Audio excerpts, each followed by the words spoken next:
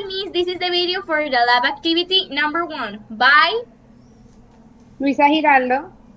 Vivian Alvares. And Matteo Cagnucci. Okay, continue, Vivian.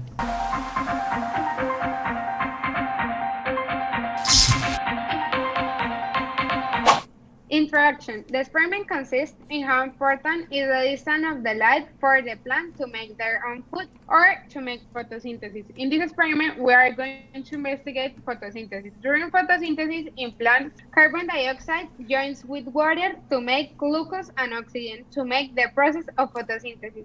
The volume of the oxygen released during photosynthesis can be represented in the number of oxygen bubbles. This can be used to make the rate of photosynthesis in the plant. Our prediction is that when the lamp gets closer to the plant, there will be more oxygen bubbles. The independent variable is the distance of the lamp. The dependent variable is the amount of bubbles, and the control variable is the amount of water.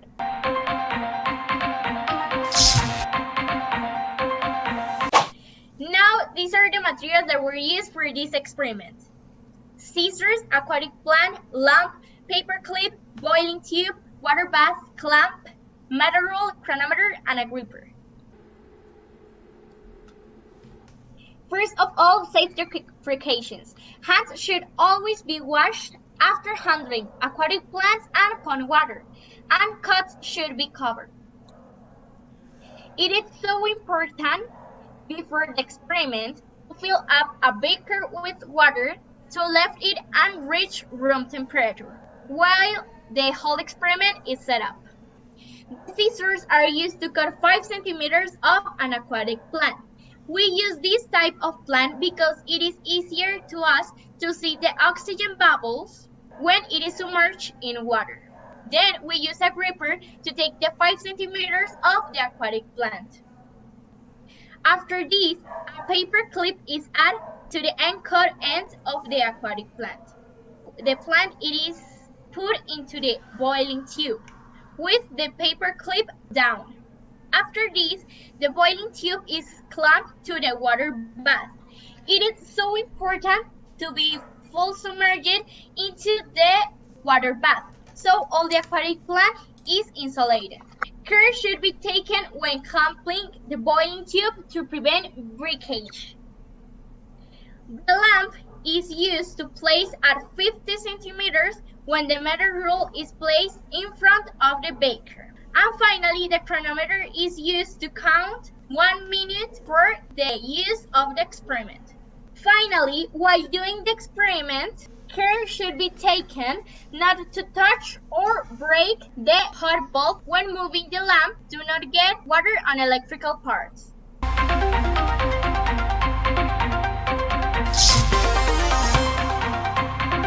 Okay, thank you, Vivian.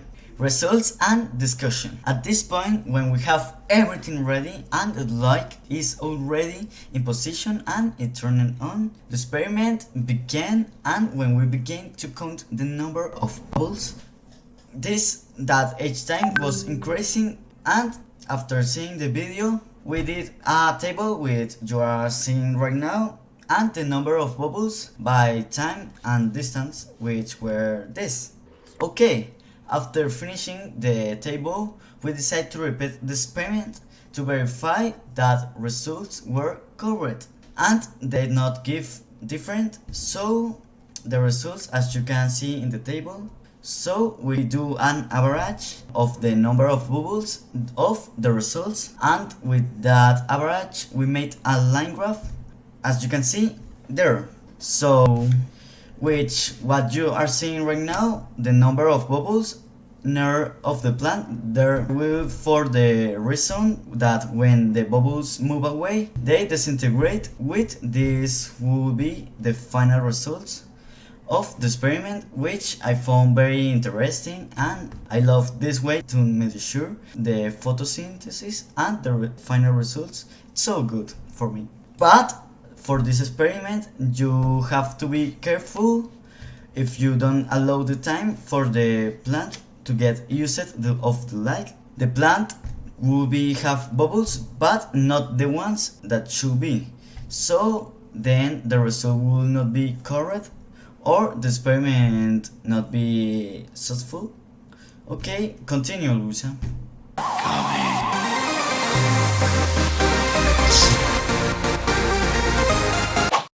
Conclusion: the experiment shows the light intensity affects the rate of photosynthesis. This is why many plants have features that help them to better absorb light. The prediction that we did was correct because effectively when the lamp gets closer to a plant, there were more bubbles. We think that this experiment was so fair, but also we realized that for the next time we do this experiment, we will take into account that the room where we do the experiment is completely dark. So the plant will absorb only the light of the lamp. And also we think that there can be problems with measuring photosynthesis rate by counting bubbles. So another way to measure the photosynthesis is by putting one plant with only water, another plant with only sunlight, another one with water and sunlight. This is the experiment that we want to propose to you for the next experiment. Thank you For your Attention.